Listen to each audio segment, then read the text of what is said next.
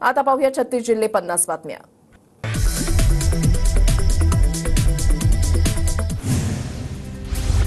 वाहून गेलेल्या कापसाची झाड भेट देत कृषी मंत्र्यांचं स्वागत। तत्काळ मदत मिळावी म्हणून परभणीच्या पेडगाव सर्कलमधील शेतकऱ्यांचं धनंजय मुंडेंकडे साकडं। पालकमंत्री गिरीश महाजनांकडून नांदेडमधल्या नुकसानग्रस्त भागाची पाहणी। मुसळधार पावसामुळे अनेकांच्या घरामध्ये शिरलं होतं पाणी। अतिवृष्टीमुळे मराठवाड्यामध्ये शेतकऱ्यांचं मोठं नुकसान। कृषी मंत्री धनंजय मुंडेंकडून परभणीमधल्या नुकसानग्रस्त भागाची पाहणी।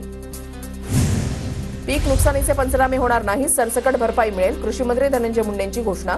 ज्यांच्या वस्तू किंवा जनावरं गेलीत अशांचे पंचनामे होणार, मुंडेंची माहिती। बुलढाणा जिल्ह्यामध्ये अतिवृष्टीमुळे 11,609 हेक्टरवरील पिकांचं नुकसान। 16,425 शेतकऱ्यांना पावसाचा फटका। कापूस, तूर, मका, सोयाबीन, उडीद या पिकांचंही मोठं नुकसान। परभणीमधल्या शेतकऱ्यांनी अतिवृष्टीच्या नुकसानीची तक्रार ऑफलाईनही नोंदवा, जिल्हाधिकारी रघुनाथ गावडे यांचा निर्देश। परभणीमधल्या येलदरी जलाशय 63% भरलं। जलाशयामध्ये आणखी वाढ होण्याची स्थिती। खडकपूर्णा धरण पूर्ण क्षमतेनं भरल्यामुळे धरणातून पाण्याचा विसर्ग सुरू। चाळीसगावच्या मन्याड धरणामध्ये केवळ 10% पाणीसाठा शिल्लक। धरणावर चाळीसगाव तालुक्यामधल्या 20 ते 22 गावांच्या पिण्याचा तसंच सिंचनाच्या पाण्याचा प्रश्न। राज्यामध्ये यंदा सर्वदूर दमदार पाऊस। 1 जून ते 4 सप्टेंबर काळामध्ये सरासरीपेक्षा 29% अधिक पाऊस। नगर सांगलीमध्ये जास्त तर हिंगोलीमध्ये सर्वात कमी पावसाची नोंद। राज्यामधल्या 138 मोठ्या धरणांमधील सरासरी पाणीसाठा 90%। 260 मध्यम प्रकल्प 71% भरले। 2599 लघु प्रकल्पांमध्ये 47% पाणीसाठा। पुण्यामधल्या भोरच्या बाडगर धरणामधून 13 तर नीरा देवघर धरणातून 5 टीएमसी पाण्याचा विसर्ग। भोर तालुक्यामध्ये आतापर्यंत 3,900 मिलीमीटर पावसाची नोंद। पुण्यामधल्या 23 गावांना पाण्यासाठी आणखी 4 वर्ष प्रतीक्षा। पीएमआरडीएनं जबाबदारी ढकलली महापालिकेवर। 3 टीएमसी अतिरिक्त पाणी लागणार। कोयना धरणामध्ये पाण्याची आवक वाढली। धरणाचे 6 दरवाजे उघडले। कोयना नदीपात्रामध्ये पाण्याचा विसर्ग वाढवण्यात येणार। नदीकाठच्या गावांना सतर्कतेचा इशारा। मुंबईत सकाळपासून पावसाची उसंत। रात्रभर पडलेल्या पावसाची सकाळी उसंत। रस्ते आणि रेल्वे वाहतूक सुरळीत। विदर्भात वादळी पावसाची शक्यता। सोसाट्याच्या वाऱ्यामुळे मुसळधार पावसाची शक्यता। उत्तर महाराष्ट्र आणि मराठवाड्यामध्ये मध्यम स्वरूपाच्या पावसाची शक्यता। नागपूरसह पूर्व विदर्भामध्ये पावसाचा जोर ओसरणार। शुक्रवारनंतर नागपूरसह पूर्व विदर्भामध्ये पावसाचा कोणताही अलर्ट नाही। नागपूर जिल्ह्यामध्ये यंदा सरासरीपेक्षा 10% जास्त पाऊस।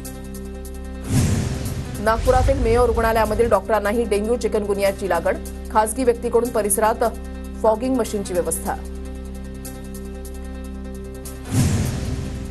महायुती सरकारचा ड्रीम प्रोजेक्ट नागपूर गोवा शक्तीपीठ महामार्ग अखेर रद्द। शक्तीपीठ महामार्ग वादाच्या भोवऱ्यात अडकल्यानं सरकारचा निर्णय।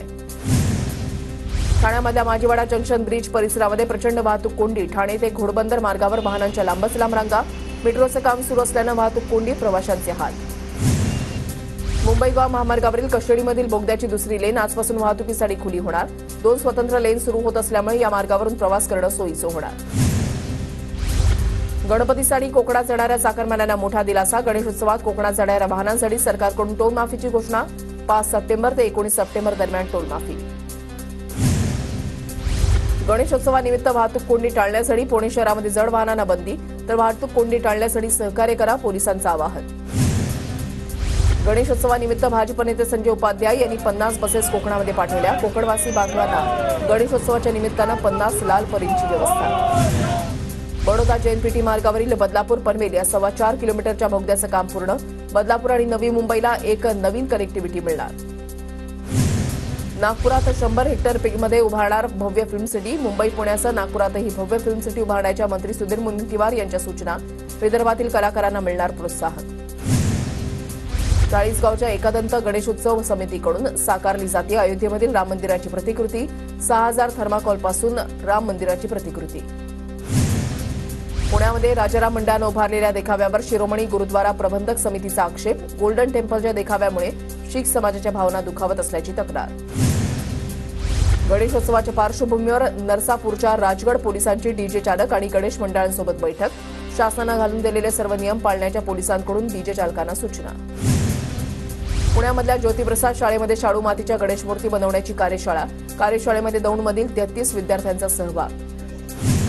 जळगावच्या उडान दिव्यांग प्रशिक्षण केंद्रामध्ये शाडू मातीचा बाप्पा बनवण्याची कार्यशाळा। दिव्यांग विद्यार्थ्यांनी मातीपासून बनवले पर्यावरणपूरक गणपती। नंदुरबार शहरामधील संत कबीरदास व्यायामशाळेकडून उत्साहात गणरायाचं स्वागत। लेझर शो करत बाप्पाचं आगमन। पिंपरी चिंचवड परिसरामध्ये महापुरुषांचे 39 पुतळे, पालिका पुतळ्यांचं स्ट्रक्चरल ऑडिट करणार, शहर अभियंत्यांचे आदेश. राज्य मंत्रिमंडळाची आज दुपारी 12 वाजता बैठक. मंत्रिमंडळाच्या बैठकीमध्ये अनेक महत्त्वाचे निर्णय होण्याची शक्यता. पंतप्रधान मोदी 19 सप्टेंबरला नागपूरसह विदर्भ दौऱ्यावर. प्रशासकीय यंत्रणेकडून मोदींच्या दौऱ्याची जोरात तयारी. मंत्री अब्दुल सत्तारांनी घेतली मनोज जरांगेंची भेट. जरांगे नुकसानीच्या पाहणी दौऱ्यावर असताना अंतरवालीमध्ये भेट.